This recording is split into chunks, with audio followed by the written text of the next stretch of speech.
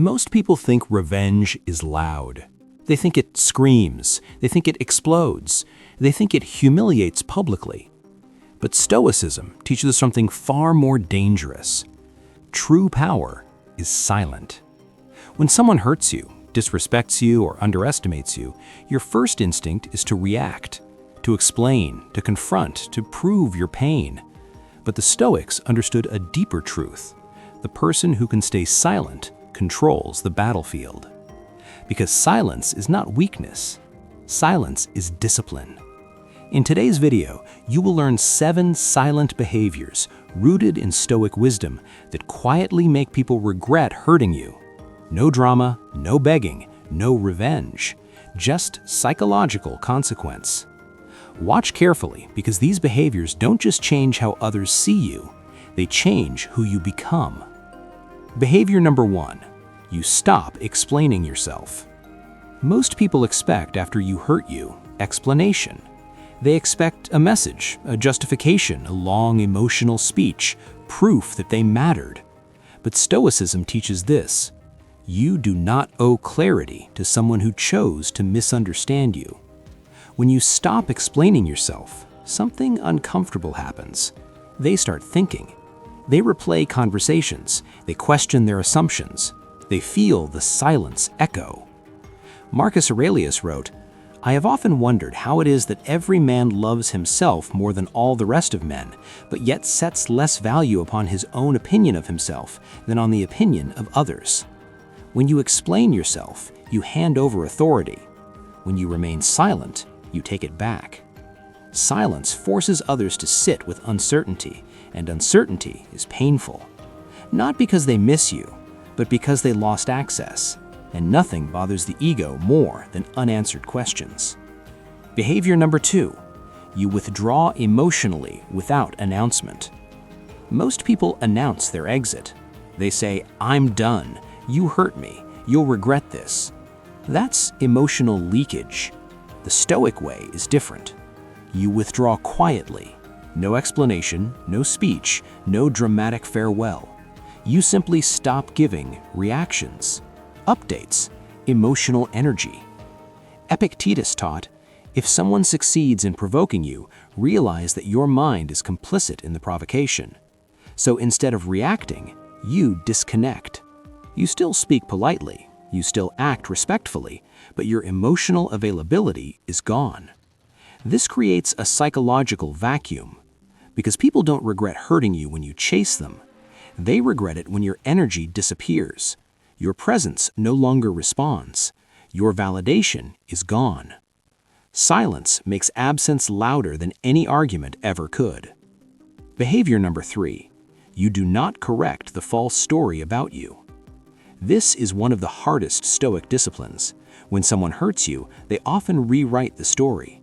They tell others, you were the problem, you overreacted, you were difficult, you deserved it. The instinct is to defend your name. But Stoicism teaches, what others think of you is none of your business. Seneca wrote, "The wise man is neither raised up by prosperity nor cast down by adversity, for he has always striven to rely predominantly on himself." When you don't correct the false narrative, something strange happens. Time does the exposing. Your consistency becomes evidence. Your silence becomes dignity. Their story starts cracking. People notice who stayed calm, who didn't retaliate, who didn't chase sympathy. Truth doesn't need shouting. It needs time and composure. And the person who lied about you must live with the weight of their own distortion.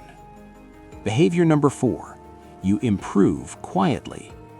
Nothing unsettles someone more than realizing you didn't break, you didn't pause, you didn't collapse. You improved quietly. Stoicism is obsessed with internal victory, not posting, not flexing, not showing off, just becoming stronger, mentally, physically, emotionally, structurally. Epictetus said, "First say to yourself what you would be, and then do what you have to do." When people hurt you, they expect damage. They expect emotional chaos, weakness, regression. Instead, you become more disciplined, more focused, less reactive. And they notice, not because you tell them, but because your absence feels heavier than your presence ever did. Silent growth is the most unsettling response to disrespect. Behavior 5. You treat them with calm, not coldness. This one confuses people. You don't become hostile. You don't become cruel. You don't become distant in an obvious way. You become neutral, calm, controlled, unmoved.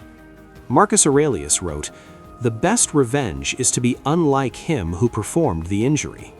You're polite, you're composed, you're emotionally unreachable. Not because you're bitter, but because you've outgrown emotional chaos. This calmness makes people uncomfortable because they expect anger, sadness, tension. Instead, they get peace, and peace signals power. It tells them, you no longer have access to my emotional system. That realization is painful. Behavior number 6, you do not seek closure. Closure is often a disguised form of validation. The Stoics understood this deeply. You don't need one last conversation, one final explanation, one more apology, because closure does not come from others. It comes from self-mastery. Seneca said, "He who suffers before it is necessary suffers more than is necessary." When you stop seeking closure, you stop reopening wounds, and the other person realizes they don't get the final word, they don't get emotional access, they don't get control over your healing. That lack of control creates regret, not because they miss you, but because they lost influence over you. Behavior number 7, you live as if their opinion no longer exists. This is the final and most powerful behavior. You don't monitor them, you don't reference them, you don't adjust for them. They are no longer a factor. Marcus Aurelius wrote, "You have power over your mind, not outside events. Realize this, and you will find strength." When someone realizes they are no longer relevant to your inner world, it stings, because relevance is power, and indifference is its removal. You don't need revenge, you don't need validation, you simply continue living with integrity and discipline. That quiet continuation is what people remember. Closing. Stoicism is not about suppressing pain, it's about transcending it. These 7 silent behaviors don't punish others, they protect you. And paradoxically, that self-respect is what creates regret in those who underestimated you. Because silence backed by discipline is not weakness, it is unshakable strength. If this video resonated with you, stay here. We don't chase validation, we don't perform emotions, we master ourselves. Because in the end, the calm mind always wins. Tip number 1, master the pause before every response. One of the most underestimated Stoic weapons is delay. When someone who hurt you suddenly messages you, tries to reconnect, acts friendly, provokes subtly, your power is not in responding fast, it's in not responding immediately. Marcus Aurelius practiced intentional delay. He believed reaction speed reveals emotional dependency.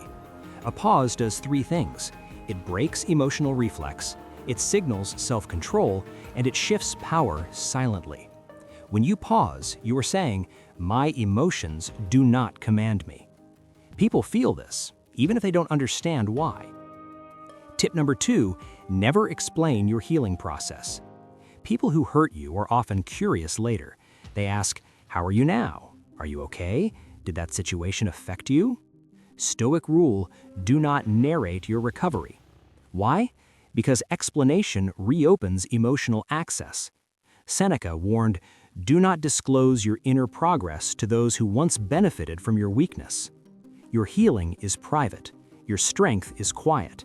Your growth requires no witnesses. Let them observe change without commentary. Tip number 3, do not display moving on behavior. Posting happy quotes, indirect messages, glow-up signals, passive-aggressive content. This is not Stoic. True Stoicism does not perform detachment, it practices it. When you genuinely move on, you don't need proof, You don't need validation, and you don't need reaction. The most unsettling thing for someone who hurt you is realizing they didn't even announce their departure. Tip number 4, reframe the pain as training, not trauma. Stoics never ask, "Why did this happen to me?" They ask, "What is this training me for?" Epictetus said, "Difficulties show what men are." When someone hurts you, they test your discipline. They reveal your attachment. They expose emotional weak points.